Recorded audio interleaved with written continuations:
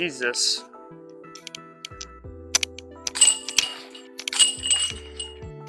Better. Kaizo. Hello everyone. Welcome to another video. I am AJ, you're watching Larry the Cable Guy Disc Golf, and today I'm playing shorts to long baskets. Short pass long baskets are my favorite course in my local area, Gordy Road. Do 2 off the first here. Go at it with 2 PA3s here.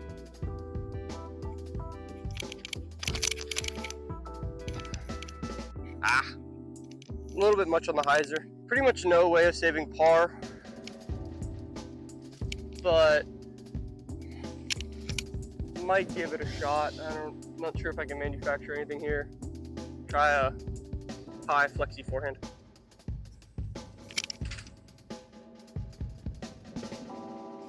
If I had to guess, it's probably a solid shot, just not enough on it.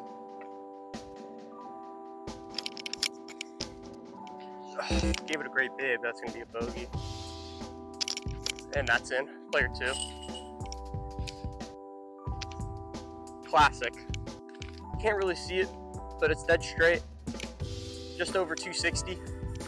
You can either take something through this left gap, like a forehand, or my preferred play is to spike Kaizo over the right side, which is why I have you guys positioned so low to the ground.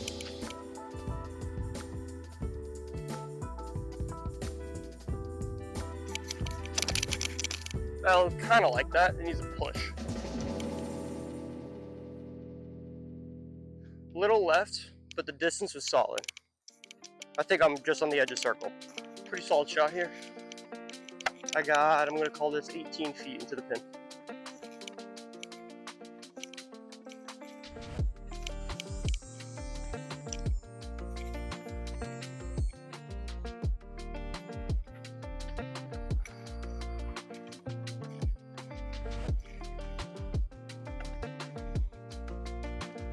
No!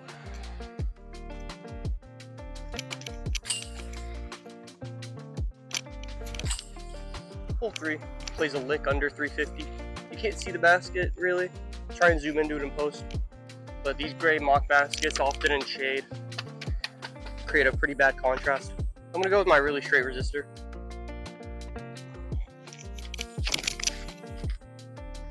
Stay straight for me. Stay straight, stay straight, stay straight. Almost. Just at the edge of circle, but unfortunately we're kind of in jail because this green is pretty fast. Oh my goodness. Yeah, that was... I like the effort, but it's another par. 1 over 3 isn't really great. You ideally want to be 1 or even 2 under. This one kind of being a little bit of a bonus bird. Alrighty, hole 4. One of my favorites from the short pad because both pin positions are vastly different. But we're going to the one dead straight. A little over 300, but there's a low ceiling defining branch in the middle of the fairway, so I have to step up to a mid. Oh my god. Let's try again with the flippy rock on hyzer flip. Better, just a little high. Oh, it hits the window though. Woo! Peeked the mic there, probably, my bad. On that last hole, I just chipped up for par. Nothing really to see. This is hole 5, 230. Just straight through this gap with something that only fades a touch. You don't need a lot to get there. Going with my stable PA3 that I threw on hole 1. A little wide, but it might get through. No. Ugh. No, dude. That was horrible. Better. God damn it. Hole 6, touch under 350, although it plays really long with thick grass that doesn't give you a skip and a really low ceiling. Jesus. After a pretty abysmal shank, I got a lucky kick to be back in the middle of the fairway. Although we're a good, I'm gonna say 140 out from the pin. I'm gonna try, this grass doesn't let you skip, but I'm gonna try a skip shot with my overstable Firebird.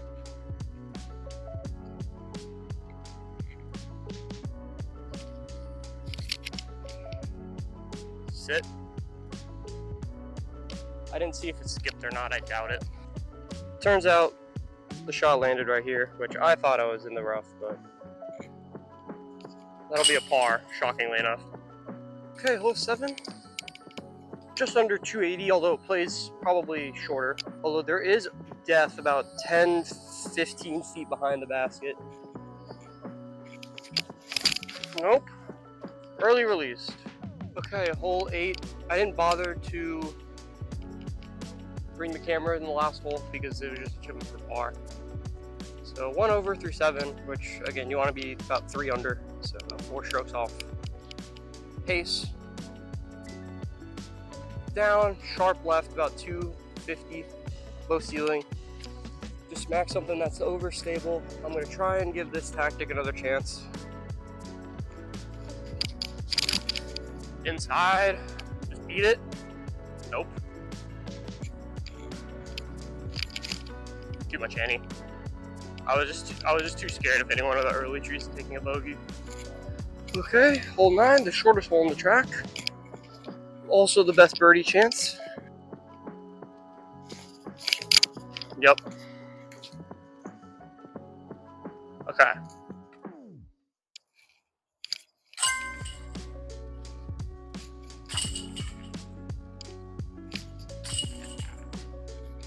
Alrighty, first birdie. Came on the easiest hole.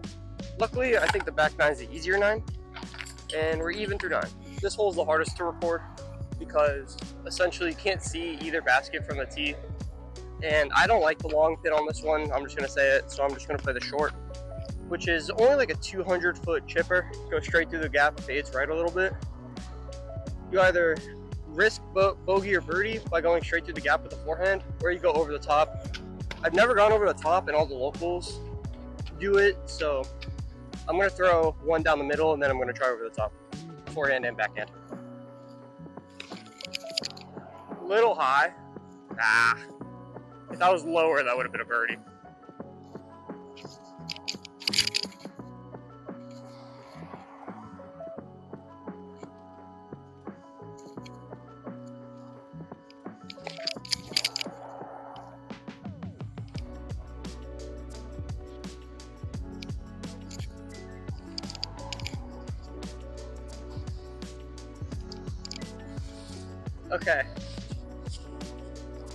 Okay, it seems the spike hyzers are definitely the play, because the forehand I threw it pretty well, but I missed my line by maybe 2 feet high.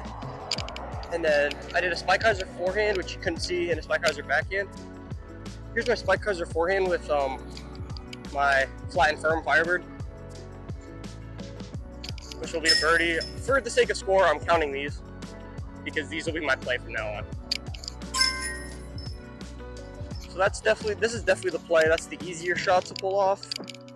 Although the spike hyzer backhand did work really well as well. Okay, so a little life update for you guys, I guess. You don't have to skip this part because I'm going to be playing holes in the background. This will just be audio.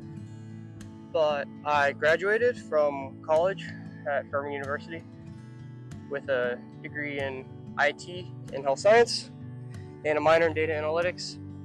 And despite that being, if you asked me 4 or 5 years ago, name a degree that's most likely to get a job at a college, that would probably be near the top of my list, honestly.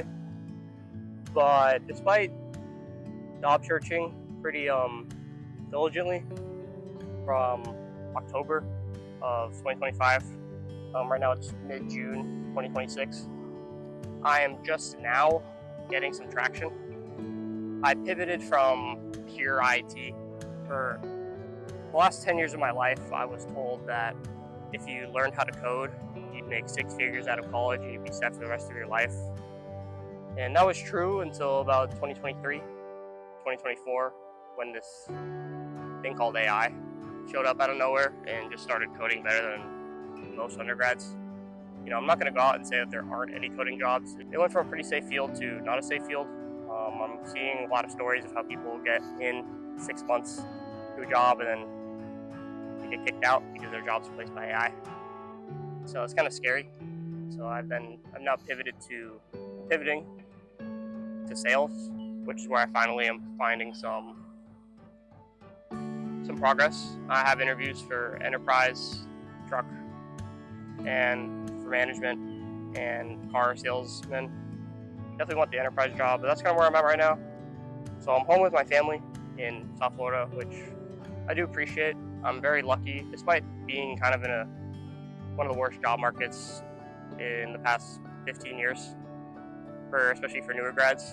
I'm very thankful as I'm lucky enough to have a family that'll support me, feed me, take me in, instead of just making me figure it out on my own. So that I'm very thankful for. So right now I have a lot of extra time. I'm doing my due diligence. I'm chugging along. I really hope to find a job in Asheville or Raleigh-Durham in that North Carolina area, or Greenville, South Carolina. But currently right now, life is not bad. I'm kind of just treating this as my last summer break before I finally get a real job and start getting the work life. But last thing I want to say is, if you're around my age, you're in your 20s, and you're seeing your feed, TikTok, YouTube, Instagram, whatever, and you see all this bad news, you're not going to get a job, the earth is dying, kind of just feels like everything sucks. I just put down the phone, honestly, and just note that if you put your head in the dirt and just really push, it's gonna be okay. You're gonna be all right. It'll turn out fine. It's worrying and thinking about it at night, it just doesn't do you any good. So just every day, dedicate an hour or 2 hours to whatever you need to do, and do it, and then take the other 10 hours to do whatever you want, whatever you feel free doing. Like, that's what I'm doing right now with my 8 to 10 hours. I'm going to spend time with my family, I'm going to be playing disc golf, and I'm going to enjoy my free time while I have it. So yeah, that's a little life update, but hang in there. Well, I hope you enjoyed that little life update / motivational bit. But here we are, hole 14, a little over 200 feet. I'm going to try and push this tactic under the ceiling on a little bit of ante, which I haven't been doing well today, so I got to commit, and then have it flex out right at the end. There it is. Oh wow, I threw nose up.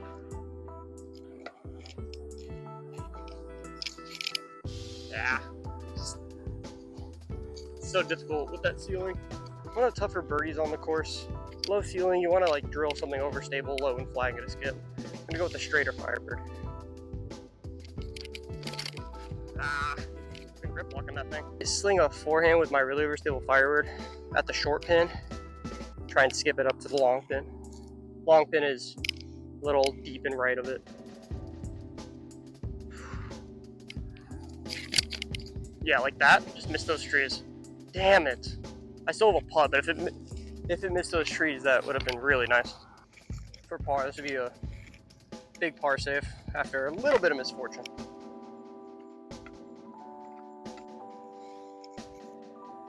Get up. I knew it. Player 2, cash. Oh, that was worse.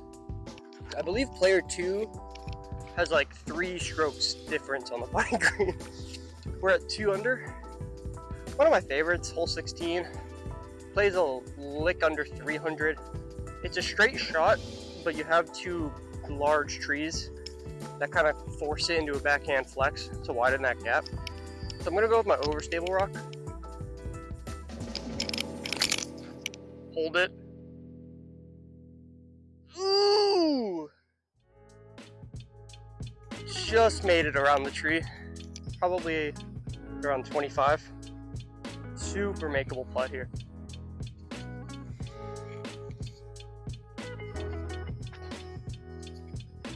Super makeable.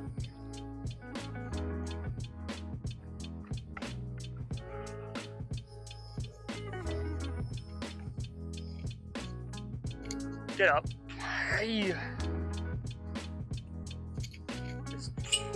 Oh, come on. This got in my hand. This got in my way.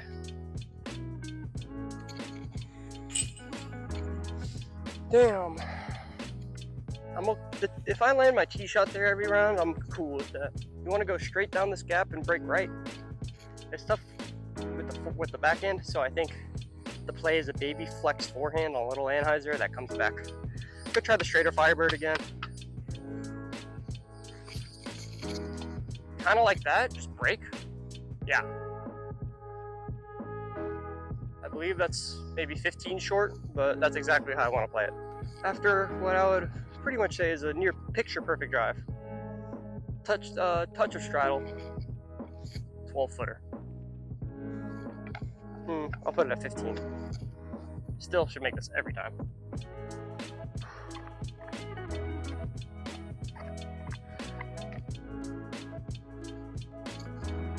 Little high, but I'm happy with that.